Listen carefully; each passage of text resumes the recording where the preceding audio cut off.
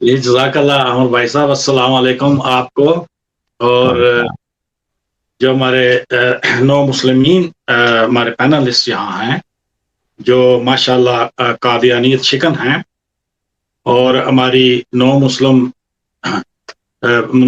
बहना भी आई थी, उनकी खिदमत में भी अज़मत बरा सलाम है। और हमारे वो परस्तार, अमर भाई मेरी आवाज़ आप तक पहुँच रही है?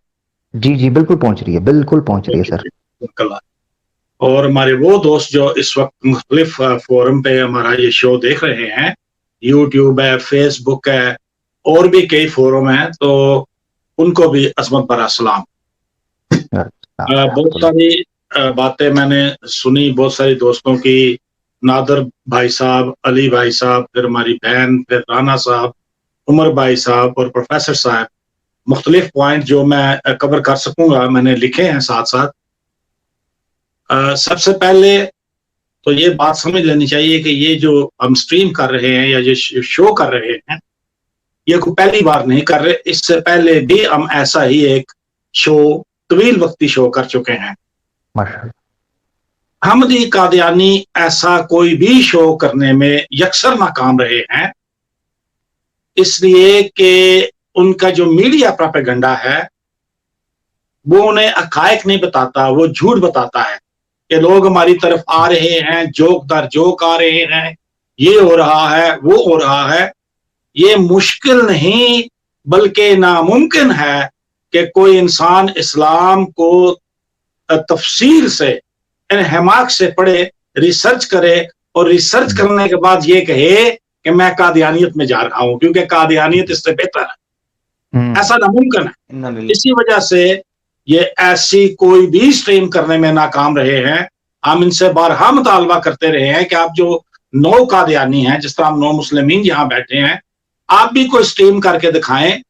तो हमें एक ही जवाब मिलता है कि हमारी जिंदगियों को खतरा है। भाई चले पाकिस्तान में तो नहीं, जर्मनी में, कनाडा में, अमेरिका में, यूके में कहीं कोई स्ट्रीम करके दिखाएं। वो यहां भी स्ट्रीम करते हैं, यहां भी कहते हैं कि हमारी जानों को खतरा है। अगर इन आजाद मुल्कों में, मगरबी ममालिक में आपकी जानों को खतरा है, तो फिर आप अपने अकीदे पे नजरसानी कीजिए, अपने अकीदे पे नजरसानी कीजिए। बाकी बहुत सारी बातें हुई। आमिर भाई साहब ने अपने इंट्रो में बहुत सारी बातें बताई, जिनमें एक इन्होंने फरमाया कि जो कादियानी इसलिए कंफ्यूज होते हैं, वो जब इस्लाम की तरफ आते हैं तो उनको ये एक उनके जहन में कंफ्यूजन होती है कि वो किस फिरका में जाएं। अल्हम्दुलिल्लाह जिंदगी का एक हिस्सा हो गया हमें इस्लाम कबूल किए हुए, और मुख्तलिफ ममालिक में हम गए हैं। 10-12 ममालिक तो मैंने घूमे हैं, और जहां भी कहीं पे कोई शक या शुबा गुजरा हमारे बारे में किसी को, या हमें किसी के बारे में, मिसाल के तौर पे एक शख्स है, पतलून पहने हुए, टाई लगाए हुए है, मगरबी लिबास में है, तो हम पूछते हैं, जब बात होती है कि क्या आप मुस्लिम हैं या आर यू मुस्लिम, तो आगे से एक ही जवाब मिलता है, और वो मुश्तरका जवाब है सबका, अल्हम्दुलिल्लाह आई एम मुस्लिम, या मैं मुसलमान। कादियानियों के साथ ये मसला है कि कादियानी अपने आप को मुसलमान नहीं कह सकते। ये ना तो अपना तशख्खुस अलग करते हैं हमसे, और ना ही हमारी तरह होते हैं। आप इनसे पूछिएगा कि आप मुसलमान हैं, तो हमेशा ये जवाब आएगा, जी हम अहमदी मुसलमान। इनका मसला तशख्खुस का है। देखिए, बहाइयत और कादियानियत या अहमदियत दो बहनें हैं, दो बहनें हैं। फर्क इतना है कि बहाइयत ने अपना तशख्खुस अलग कर लिया है, उनके बंदे नहीं मरते। कादियानियों से कई तालीम याफ्ता कादियानी है जो कादियान के मिर्जों से उन्होंने दरखास्त की कि हम अपना तशख्खुस अलग कर लेते हैं, यही इबादत हम करते जाते हैं, इसी तरह तरीका चलता रहेगा। लेकिन वो इनकी बात नहीं मानते। वो कहते हैं कि आप माली कुर्बानी भी दें और जानी कुर्बानी भी दें। कादियानियत वो बिल्ली है, जब इसके पांव चले तो ये अपने बच्चों को नीचे दे लेती है। इनको लाश चाहिए होती है, हर 5-6 महीने में एक आध लाश गिरे। किसी पढ़े लिखे कादियानी ने ये भी मिर्जा साहिबान से कहा कि आप हमेशा हमसे जानी कुर्बानी मांगते हैं, माली तो हम कर रहे हैं, तो किसी अपनी फैमिली के फर्ज से भी कहें कि जानी कुर्बानी दे, تو انہوں نے کہا مالی اور جانی دونوں قربانیوں سے مستثنا ہے، یہ آپ نے دینی ہے۔ لاہوری جو ہیں، لاہوریوں کو بھی کوئی پرابلم نہیں، بلکہ میں یہاں یہ کہتا چلوں کہ شاید ہی کوئی ملک ایسا ہو دنیا کا جس میں اتنے زیادہ مذاہب ہوں اور اتنے مکتبہ ہائے فکر ہوں جتنے پاکستان میں ہیں۔ کسی کو کوئی مسئلہ نہیں ہے۔ قادیان کے مرزوں کو صرف، جو لاہوری قادیانی ہیں ان کو بھی نہیں، جو ربوہ کے قادیانی ہیں ان کو مسئلہ ہے، باقی سارے لوگ پرامن زندگی گزار رہے ہیں۔ ہندوؤں کو کوئی مسئلہ نہیں، کیلاش کو نہیں، پارسیوں کو نہیں، سکھوں کو نہیں، بے شمار ملحد وہاں ہیں، لیکن قادیانی جو ہے یہ اپنی بقا کے لیے ہر 4-6 مہینے بعد ایک لاش چاہتے ہیں۔ یہ ہیں لاشوں کے سوداگر۔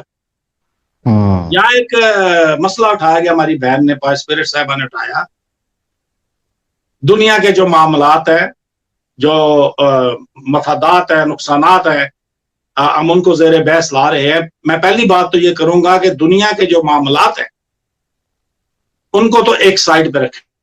ایمان اور معاملات دو الگ الگ چیزیں ہیں۔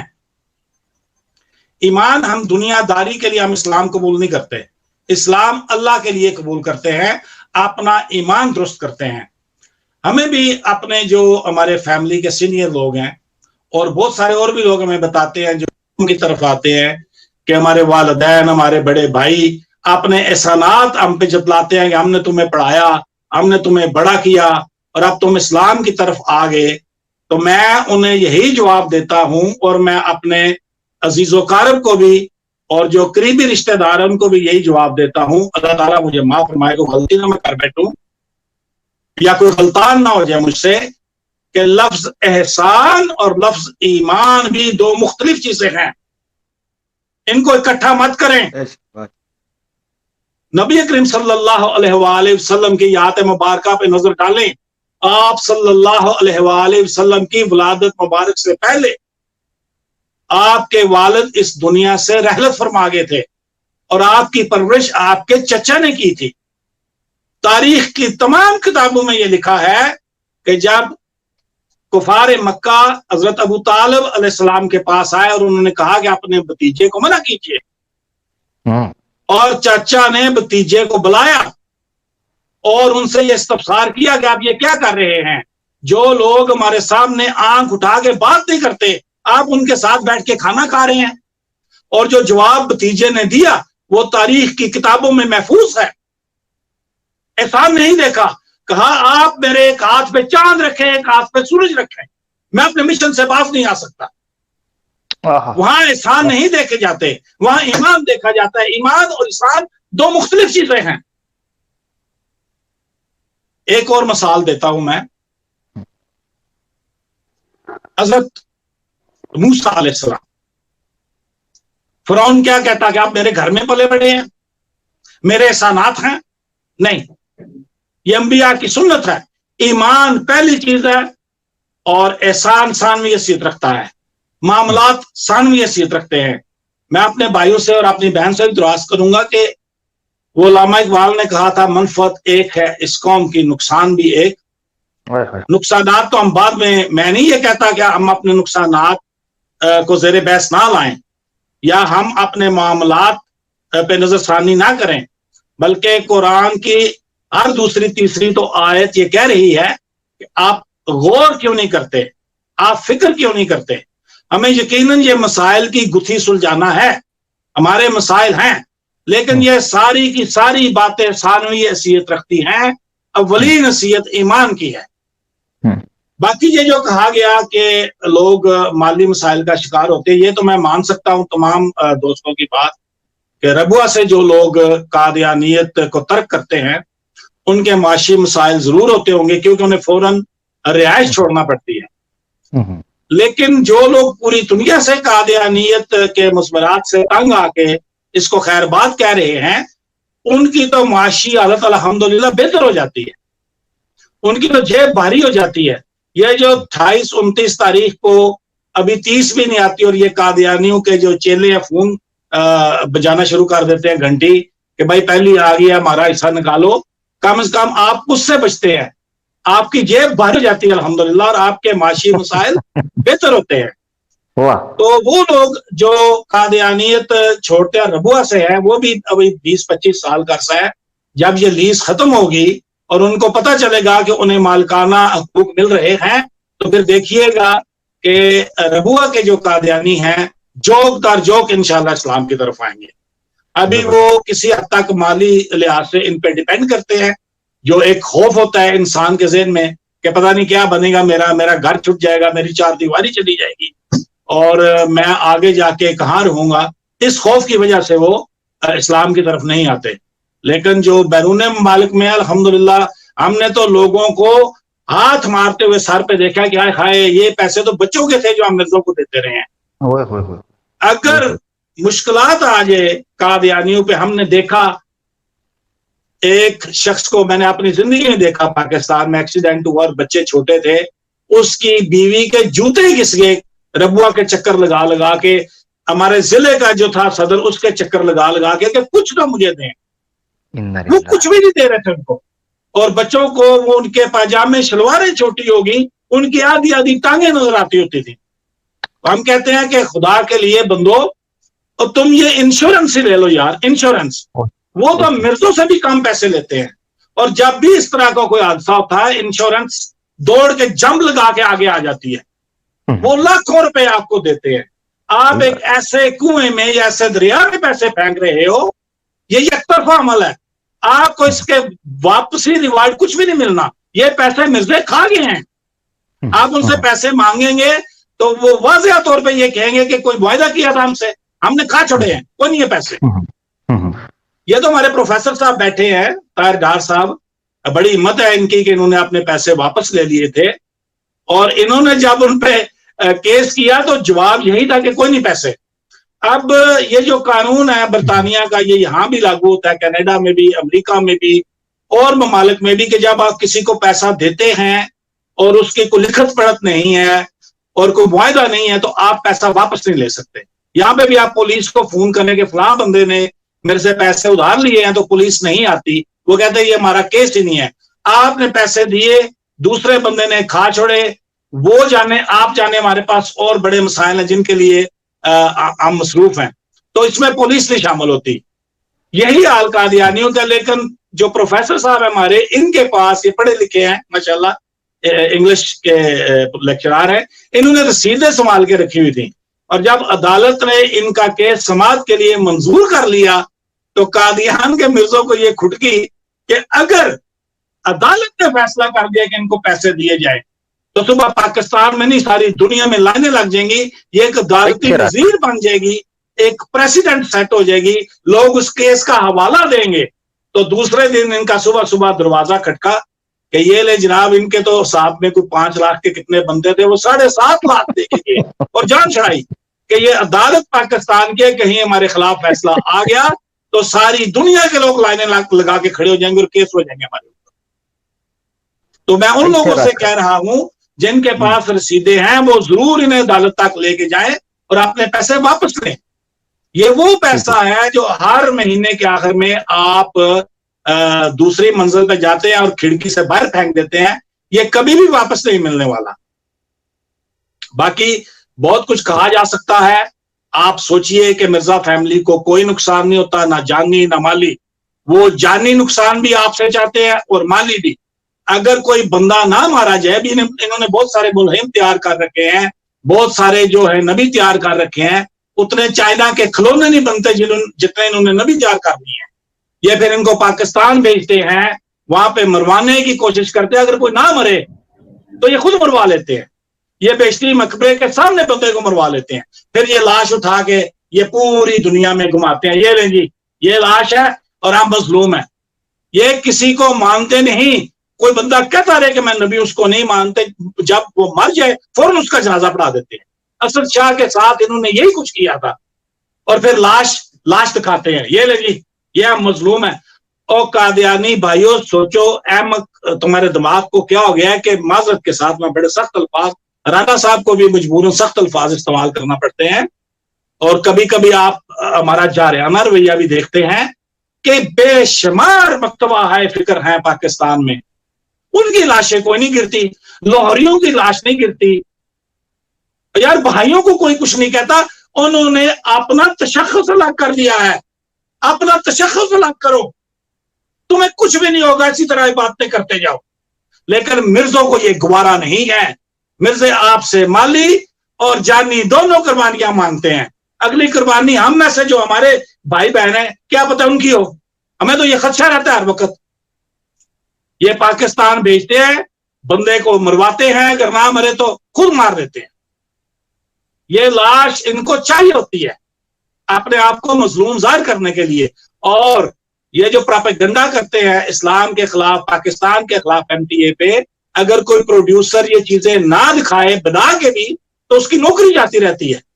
ये नया प्रोड्यूसर फिर ले आते हैं।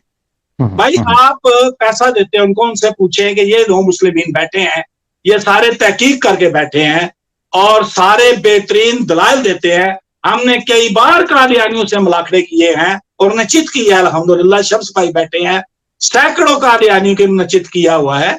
आप ये उनसे कहें कि आप क्यों झूठ बोलते हैं कि लगातार लोग धड़ाधड़ करोड़ों में बैठे कर रहे हैं, कम से कम जो नए कादियानी उनको स्क्रीन पर लाइए, ये सामने बैठे हैं नौ मुस्लिमीन, हम सारी तहकीक बताते हैं। हमारी बहन शम्स भाई के चैनल पे 30-35 शो किए हैं, सैकड़ों हवाले दिए आपकी किताबों से, एक हवाला मैंने मुसलमान मुफक्करीन या उलमा की किताबों से नहीं दिया।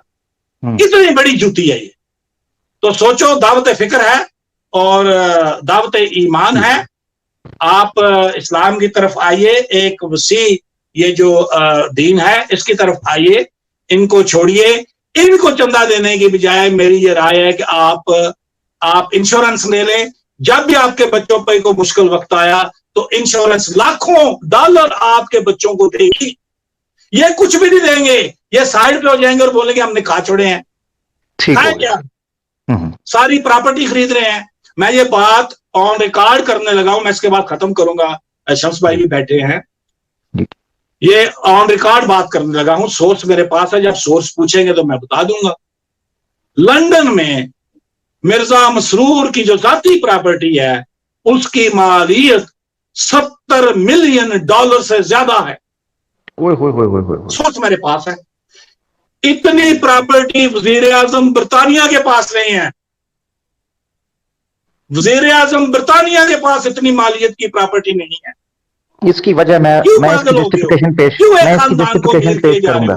क्यों एक खानदान मुल्कियत और बादशाह में चला गया है और उसको इतना मजबूत कर दिया है कि एक आम शख्स की प्रॉपर्टी, अगर ये मिर्जा मसरूर साहब, मौलवी मसरूर साहब ये शेरवानी उतार दें और कुला और आम जिंदगी में आए तो मेरा नहीं ख्याल कि इन्हें को बर्तन धोने की जॉब भी दे। इतना मजबूत कर दिया खानदान को कि लंदन जैसे शहर में $70 मिलियन की प्रॉपर्टी है। ठीक हो गया बट सर, दावत फिक्र है तमाम भाइयों को, सोचें समझें, इस्लाम की तरफ आए। यहाँ एक ही चीज है ज़कात, और वो भी जो साहिब निसाब है वो देगा, गरीब को देगा, अपनी मर्जी से देगा, बाकी कुछ भी नहीं है। अल्हम्दुलिल्लाह मैंने आज तक कभी नहीं ऊपर देखा कि ये कौन सी मस्जिद है, इस पे क्या लिखा है। मस्जिद हो तो मैं चला जाता हूँ, जाके नमाज पढ़ लेता हूँ। आज तक मुझे जिस किसी ने पूछा कि क्या मुसलमान हो, या गोरे भी पूछते हैं, तो मेरा जवाब होता है अल्हम्दुलिल्लाह मुसलमान हूं। और यही हम सबका जवाब है, यार मुसलमान है हम। अहमदी या ये लफ्ज नहीं निकालते कि पहले अहमद की तरफ जाओ, गुलाम अहमद की तरफ, फिर इस्लाम की तरफ आओ। इस्लाम जो है वो इस्लाम है, कुरान में जो नबी है वो नबी है। ये जिल, ये बरूज, ये हकीकी, ये गैर हकीकी, ये असली, ये नकली, ये सारा धोखा कादियान के मिर्जों ने निकाला है। कुरान में नबी होता है या नबी नहीं होता?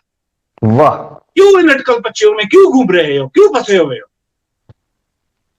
जी बहुत शुक्रिया आप सबका, आपने मुझे सुना। आमिर भाई साहब बहुत शुक्रिया, नवाज़िश। जज़ाकल्लाह।